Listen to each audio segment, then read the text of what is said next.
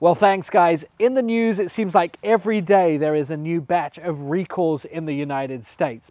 But what about those car companies that have the least amount of recalls?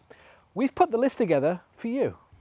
We're just over halfway through the year and there's no real sign that this record-breaking year of recalls is slowing down. Just added to the list this year is Hyundai. They're recalling 140,000 Sonatas for seatbelt problems. The faulty seatbelt affects 2015 models in the US and Canada. General Motors have added Hummer to the list of recalls for a potential cabin fire, and Ford making the 16th recall on the Escape since it was redesigned. So for car buyers heading to dealer lots this week, what are the best choices for cars that have the least number of recalls? We put together numbers of vehicles recalled for every vehicle a company sells, and the results might surprise you. In first place, not really a surprise, according to the National Highway Traffic Safety data, between 1980 and 2014, Mercedes-Benz tops the list of fewest recalled cars. The most recent recall, just 290 Mercedes-Benz S-Class cars. They were recalled for incorrect installation of a seatbelt anchor.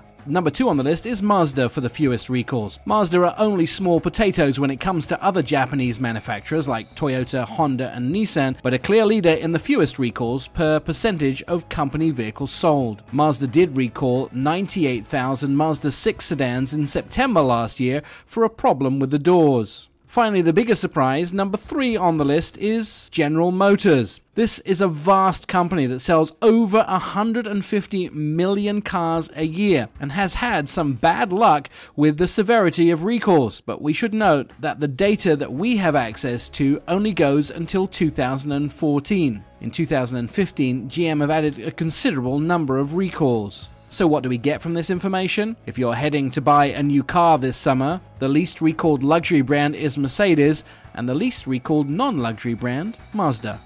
Well, guys, I tell anybody that's buying a brand new vehicle to take the VIN number, the vehicle identification number, go to the government website, which is nhtsa.gov, and input that number. It will tell you whether any of those vehicles have any outstanding recalls.